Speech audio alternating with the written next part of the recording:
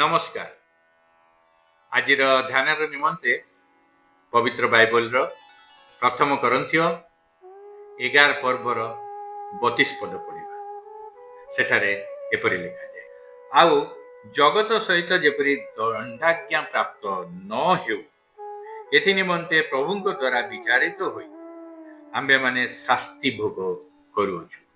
मोर ख्रीष्ट रे प्रिय भाई और भौणी माने, आम्बे माने जेतेबेले जीवन रे कठिन परिस्थिति मध्य दे गति करथाउ, से समय आमे भाबी थाउ आमे प्रभुंकर क्रोधर सम्मुखीन हेउछु, किंतु आमे भूली जाई थाउ जे आमे जहाँकर सेवा करू से पवित्र परमेश्वर हेउचंदी विश्वस्त एवं दयालु। से आमान को अत्यंत भल पाती।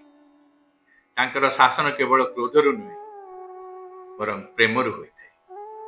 आमे एब्री पुस्तक 12 पर्व 6 पदरे देखिबा पारु जे सेठी एपरे लिखा जाए, कारण प्रभु जहाकु प्रेम करंती ताहाकु शासन करंती, पुणी जेउ पुत्र को से ग्रहण करंती ताहाकु प्रहार करंती।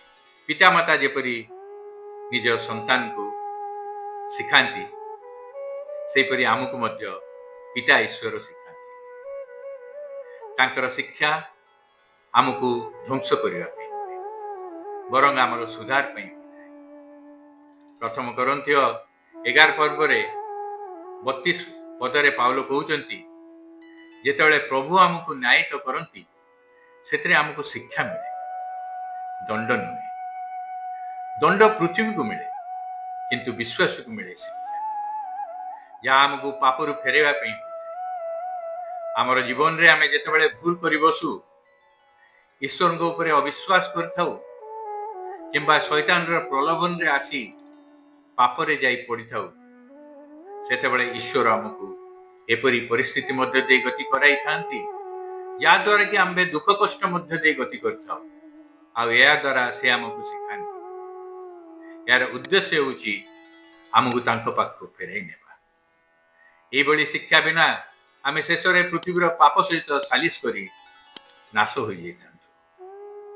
आमे पवित्र बाइबल रे देखिबा पारु जुनुस किपरि प्रभुंकर अबाध्य हेले, आ से जाई 3 मासर पेट भितरे 3 दिन रही दुख कष्ट पाइले, आ पश्चाताप कले, आ क्षमा मागिले, आ प्रभु पुणी तांको बंचाई तांकर कार्य रे लगाइले। दाऊद पाप करी ईश्वरंकर क्रोधर पात्र हेले, जद्वारा कि से तांकर भूल बुझी पारी निजको पुणी शुद्ध कले एवं ईश्वर गौरव पई कार्य कले। एब्री पुस्तक 12 पर्व 11 पदरे लिखा जाए, शासन वर्तमान आनंदजनक बोध न हुए दुखजनक बोध हुए, तथापि जो माने तद्वारा शिक्षा प्राप्त होई अछंती तापरे समान को शांतिर फलस्वरूप धार्मिकता प्रदान करे। यार अर्थ ईश्वर को शिक्षा रे शांति, पवित्रता और आशीर्वाद लुकाए थाए। यह आमर भविष्य को आलोकित एवं आनंदजनक करते एवं अनंत जीवन रो अधिकारी हेबा पई सहाय्य करते।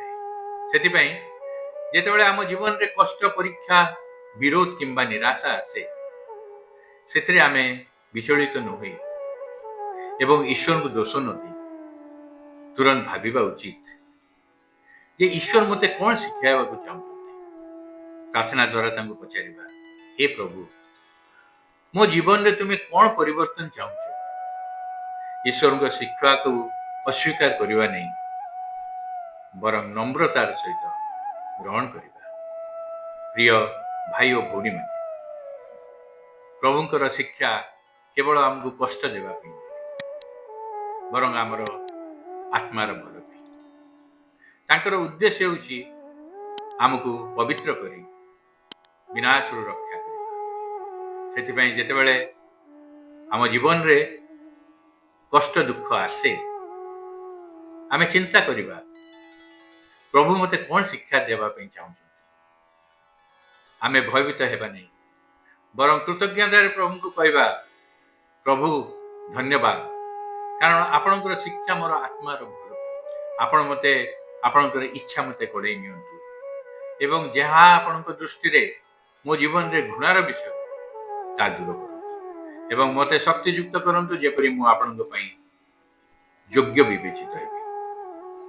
ଆମେ ପ୍ରଭୁ ଏ ଅଳ୍ପ ଚିନ୍ତାରେ ଆମମାନଙ୍କୁ ଆଶୀର୍ବାଦ କରନ୍ତୁ।